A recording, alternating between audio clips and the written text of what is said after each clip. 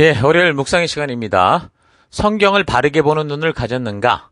성경을 바르게 보는 눈을 가졌는가? 자, 이런 제목으로 또 이번 주간 말씀 묵상 시작하겠습니다. 자, 우리는 지금 구약의 모든 역사를 지금 마쳤죠. 구약 4,000년 역사 중에 지금 3,600년의 역사를 마쳤고요. 현재 구약에 이제 남은 책들, 우리가 살피지 않은 책들을 살피는데 이제 그게 시가서들이라고 그랬습니다. 자, 시가서는 기독교 성경 순서, 우리가 가지고 있는 성경 순서로는 욥기, 시편, 잠언, 전도, 아가서인데 이 구약 성경을 분류하는 그 방법에 있어서 이제 히브리어 성경, 그리고 헬라어 70인역, 그리고 이제 라틴어 성경의 분류 방법이나 이 권수가 조금씩 다릅니다. 자, 우리가 보는 개신교 구약 성경은 지금 우리 39권으로 알고 있는데 순서로 보면은 이제 외경을 뺀 라틴어 불가타역하고 같고요. 성경의 내용, 그 안에 이제 권수를 놓고 보면 히브리어 성경과 같습니다.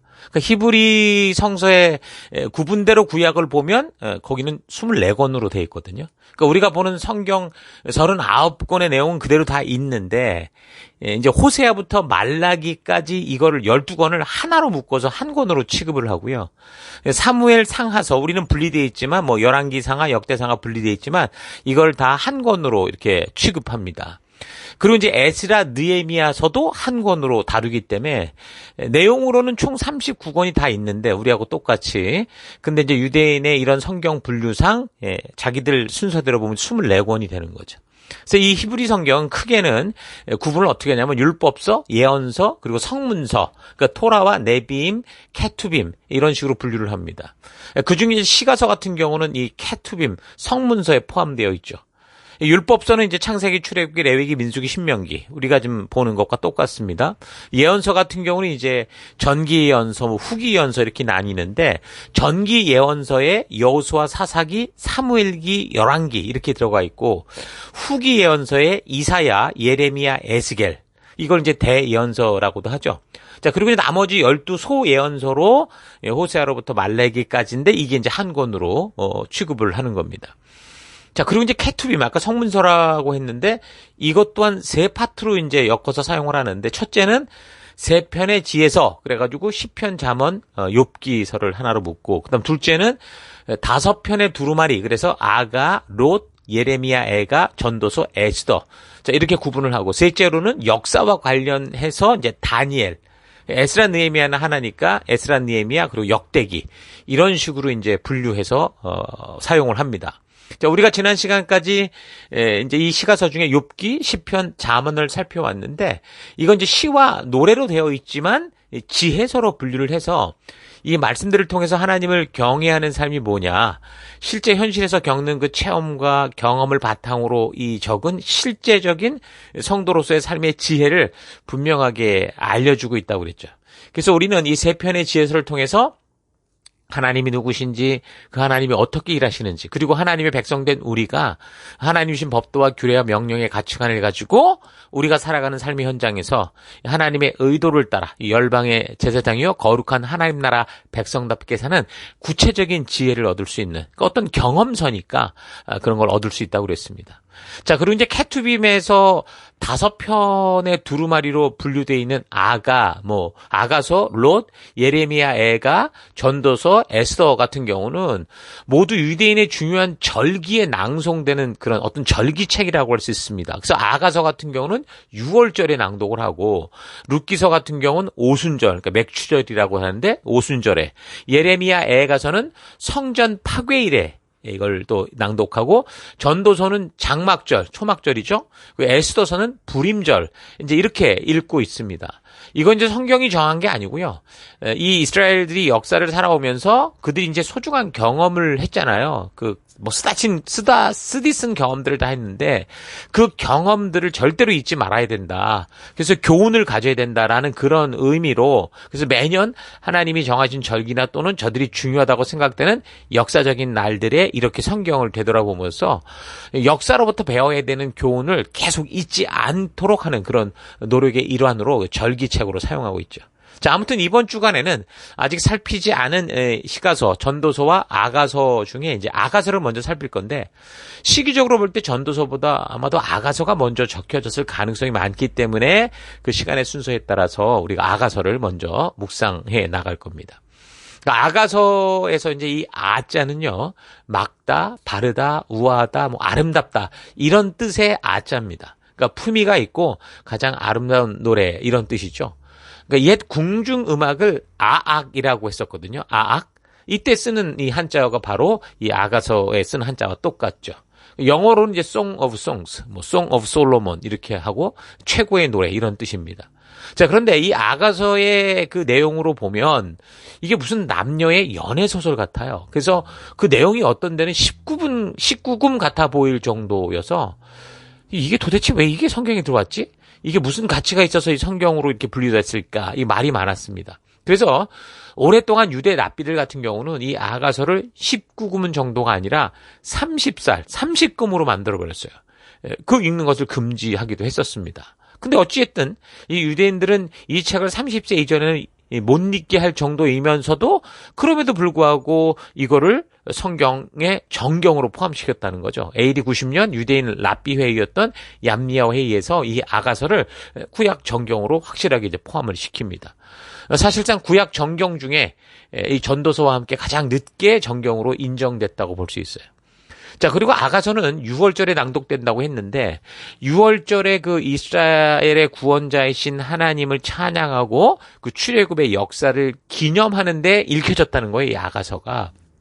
이거는 이 아가서가 그냥 나오는 내용으로 그냥 읽듯이 그냥 느껴지는 어떤 인간들의 뭐 서정적인 사랑을 노래하는 그런 게 아니라 이 내용은 아마도 이스라엘의 그 역사 과정을 이제 되돌아보게 하는 내용이라고 볼 수 있습니다.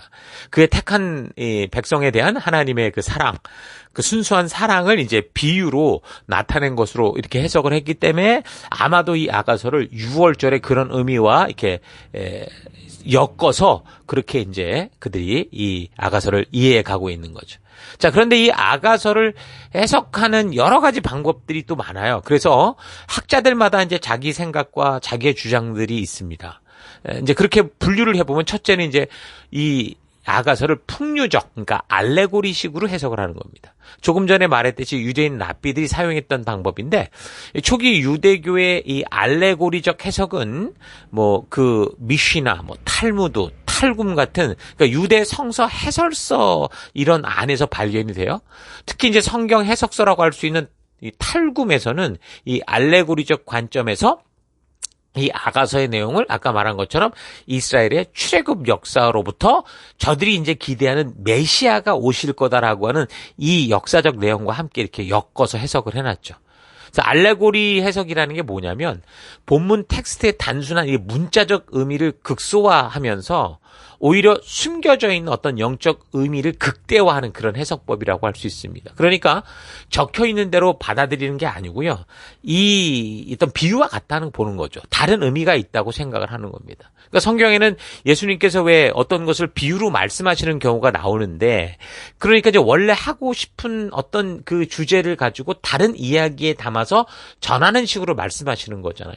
나중에 제자들에게 왜 이렇게 말했는지 그 의도가 이 비유의 의도가 뭔지를 말씀해 주시는 그런 일들이 있었잖아요. 그런 것처럼 분명히 전하고자 하는 다른 의도를 가지고 그렇게 전하는 방법이 있지만 성경의 대부분을 만약에 그런 식의 의미가 담긴 거다. 이 모든 성경을 그렇게 보게 되면 알레고리식으로 보게 되면 사실상 그런 의도가 아닌 것까지 이제 굉장히 심오하고 신박한 의미가 있는 것처럼 사람들이 과하게 오해하고 그렇게 이제 단정짓게 만든다는 거죠. 그러니까 성경 해석에 있어서 자꾸 빗나가게 한다는 겁니다. 흔한 예를 들자면 사사기 7장에서 뭐 기드온이 뭐 미디안의 군대를 물리친 이야기를 알레고리식으로 해석하는 경우인데 여기서 뭐 횃불은 뭐 하나님의 능력이다. 뭐 항아리는 하나님의 능력을 가로막는 나의 자아다.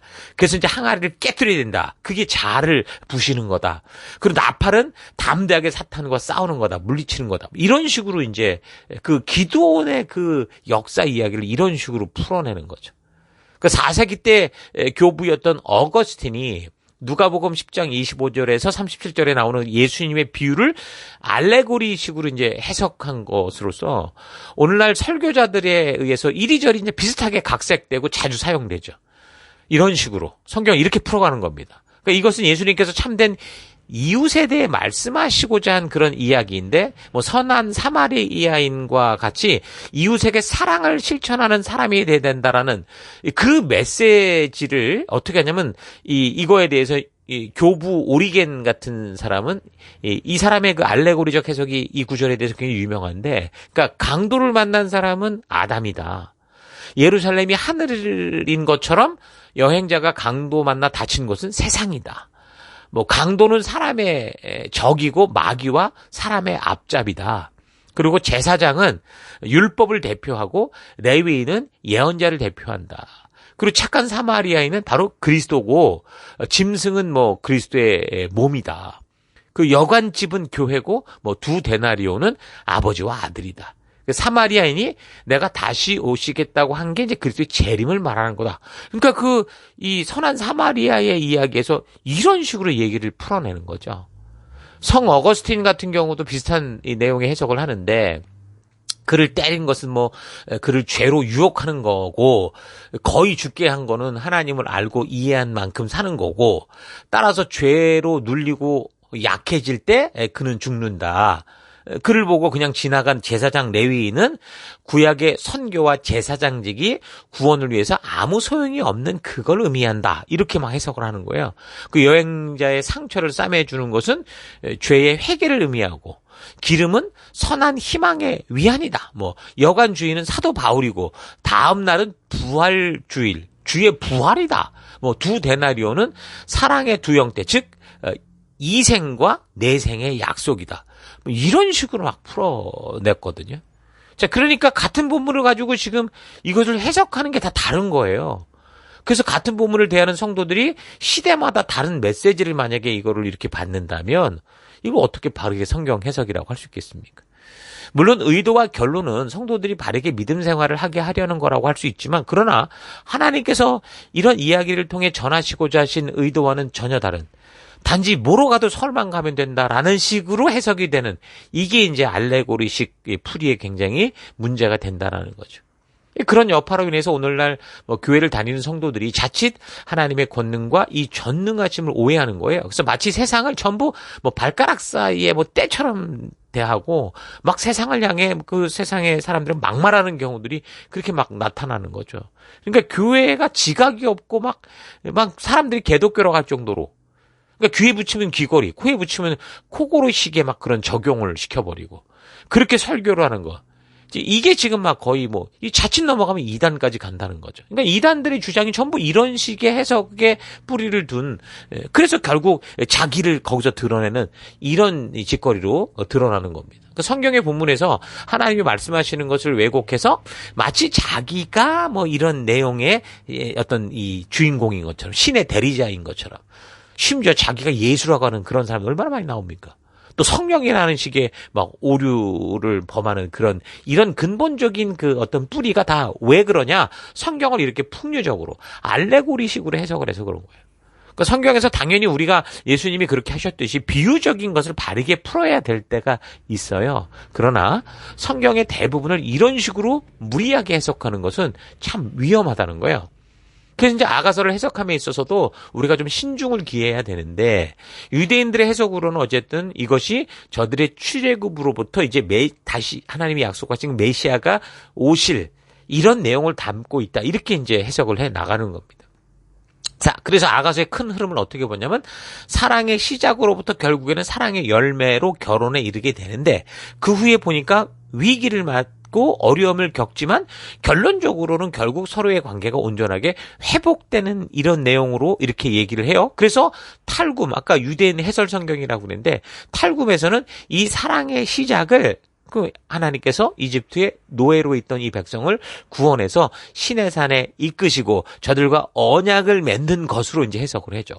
그리고 이제 결국 약속의 땅 가나안에서 약속 백성의 왕국을 형성하면서 예루살렘 성전이 봉헌되는 것이 마치 이제 어떤 사랑의 열매, 결혼, 이런 식으로 해석을 하고, 그 후에 또 이제 이어지는 갈등의 얘기가 나오는데, 이거는 분열왕국이 되면서 결국 불순종으로 패망하고 포로로 잡혀 다 흩어지는 이것과 관련된 이야기다 얘기를 하고, 그 후에 이제 다시 회복되는 내용이 나오는데, 그건 이제 저들이 기대하는 이 메시아가 이 땅에 와서 온전한 하나님과의 관계, 하나님 나라가 완성되는 거 이런 식으로 이제 해석을 해놓았죠.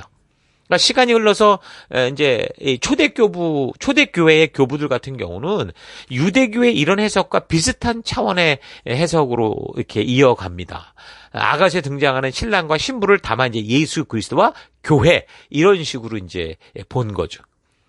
그리고 더 세월이 흘러가면서 이제 종교 개혁자들도 그렇고 그 후 계속해서 이 아가서의 내용을 하나님과 뭐 그의 백성, 뭐 예수 그리스도와 교회 이런 식으로 보는 그러니까 알레고리적 이 접근을 계속 해왔는데 현재 시대에는 이제 알레고리식의 이 해석이 굉장히 위험하다는 걸 알고 많이 영향력을 상실해가고 있는데도 실제로 이제 이런 아가서 같은 경우 해석하기 힘든 이런 부분들은 그런 해석이 가장 정확해 보이니까 자꾸 이제 사용되는 경우가 있습니다. 그러니까 이 아가서의 내용을 읽어가면서 우리가 묵상할 때 이 아가서는 다른 성경들과 같이 배경을 몰라도 성경을 읽어가면서 깨닫게 되는 하나님의 뜻이라고 생각하는 것을 발견하기 힘들기 때문에 시대와 사람마다 이제 마치 사랑과 뭐 진한 연애 이야기 같은 본문에서 뭔가 분명한 진리를 찾아내기가 힘드니까 이런 식으로 알레고리식 해석을 통해 아주 다양하게 해석을 해오는 거죠. 이 아가서가 정경으로 확정됨에 있어서도 아마도 이런 혼란스러운 이게 해석이 힘든 이유 때문에 아마 그게 정경화도 좀 늦어졌을 거라고 보는데 그래서 이제 이것을 완전히 알레고리식 해석을 통해서 결국에는 이게 지금 탈금서가 얘기하듯이 출애굽으로부터 메시아가 등장하는 여기까지 이제 근거를 찾기 힘든 이런 영적 해석을 해놓은 거죠. 그래서 이제 받아들인 거라고 볼 수 있습니다. 정경으로.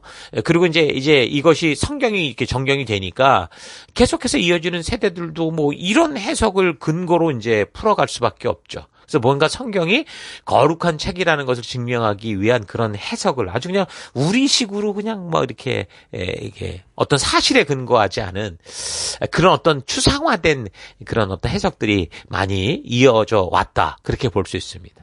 근데 이제 알레고리적 해석 방법은 이게 계속 말씀드리듯이 무리한 주관적 해석에 빠지게 되는 거죠.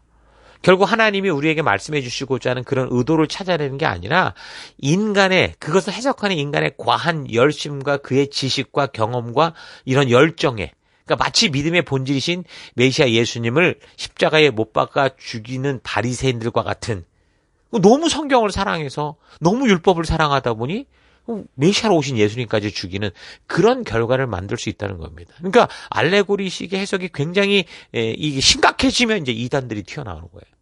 다행히 이 아가서에 대한 유대식 해석이나 이어지는 초대교회 교부들의 해석이 결과적으로는 우리의 믿음의 근본을 흔드는 억지 해석을 한 게 아니고 그래도 우리가 좀 수용하고 받아들일 수 있는 그러니까 하나님과 교회와 성도에 대한 해석으로 이렇게 풀어가서 다행이지만 유대인들식으로 메시아가 오실 것에 대한 해석 이건 뭐 아직 그들은 예수님이 메시아라고 믿지는 않잖아요.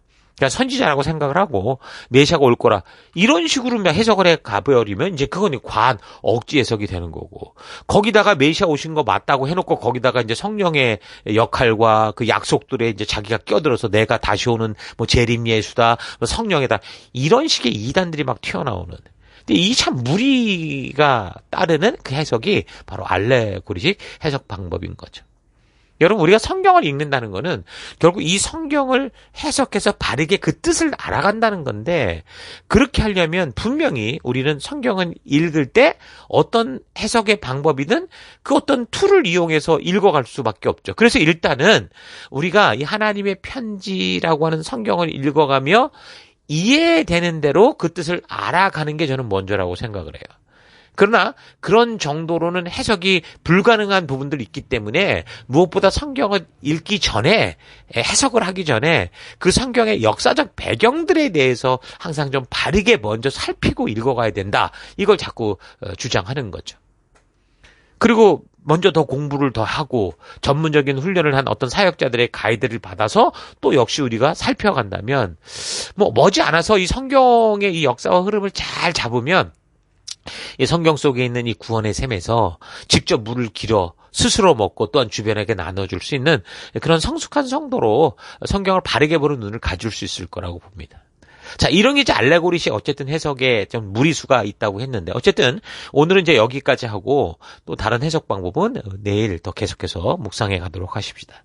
자, 오늘 하루 아가서의 내용은 이 글이 지어진 목적을 알지 못하고 읽으면 그냥 삼류소설이 되고 말 수도 있고, 또한 하나님이 이 말씀을 통해 우리에게 말씀하시고자 하는 뜻이 아닌 종교적 자기 열심에 빠진 사람들로 인해 과하게 포장된, 그러니까 틀리지 않은 것 같으나 하나님의 의도와는 상관없는 종교적 올무, 율법주의에 빠질 수 있다라는 거 있다는 것을 좀 잊지 마시고 차분히 이 아가서의 이 배경들을 먼저 잘 분별해 보기 바랍니다. 누군가 나를 진실로 사랑하는 사람이 보낸 이 편지를 통해 그가 이 글을 쓴 참사랑을 찾는 소중한 고백의 의미를 바르게 알고 읽을 수 있다면 정말 이것은 최고의 사랑의 노래 중에 노래가 될 수 있을 거예요. 이 제목처럼.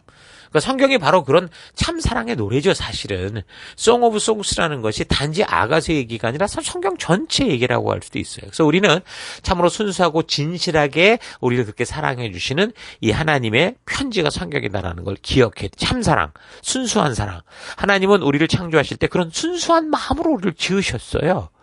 근데 거기에 사탄이 끼어들어서 그런 하나님의 순수하고 진실한 의도를 의심하게 해서 결국 사람은 하나님과의 관계에서 깨지고 말았잖아요. 그 아가서를 통해 다시 한번 하나님의 순수한 사랑에 대한 의심 없는 믿음을 가지고 그래서 좀 더 성숙해가는 그런 기회가 될 수 있기를 바랍니다. 모든 것을 다 주어도 아깝지 않은 사랑, 때로 실수해도 다시 회복될 수 있는 사랑, 그러니까 위기와 어려운 환경들이 더 가까이 하게 할 수 있는 그런 사랑. 그러니까 우리가 하나님께 나아갈 때 다른 목적과 내 개인적 욕구를 이루고자 하는 그 의도를 가지고 나가는 게 아니라 나를 지으신 그 하나님, 나의 주인, 나의 창조주, 나의 구원자로 만나서 여러분 이 땅 가운데 내가 존재하고 살아가야 되는 이유를 바르게 알고 그 부르심 앞에 기쁘게 나아가는 그런 거룩한 성도들 되기를 주의 이름으로 축원합니다. 자, 오늘 하루도 힘내십시오. 잠시 기도하겠습니다. 하나님은 하나님의 진심을 담아 우리에게 이 성경, 당신의 마음을 주셨는데 그 하나님의 진심이 담긴 이 성경에서 단지 내가 원하고 바라고 고대하는 것을 얻을 수 있다는 내 오해와 이 종교적 열정에 빠져 내 마음대로 성경을 해석하고 풀이하며 살아왔던 삶을 회개합니다.